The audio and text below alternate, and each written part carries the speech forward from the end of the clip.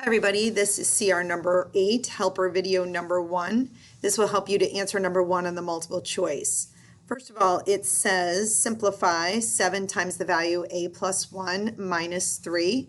Hopefully many of you are recognizing the fact that this is distributive property and you've all done such a great job with it in class. So I'm expecting this to be a pretty easy question for you guys. I'm going to go ahead and rewrite that down here. Now remember, distributive property just means I'm going to take whatever is on the outside of the parentheses and I'm going to multiply it by each value on the inside of the parentheses. So 7 times a would be 7a, and then a positive times a positive is a positive, and then 7 times 1 is 7.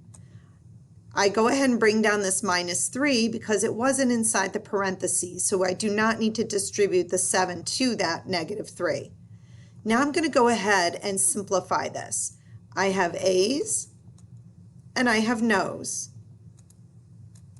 So in my A's column, I have a 7a, and in my no's column, I have a positive 7 and a negative 3.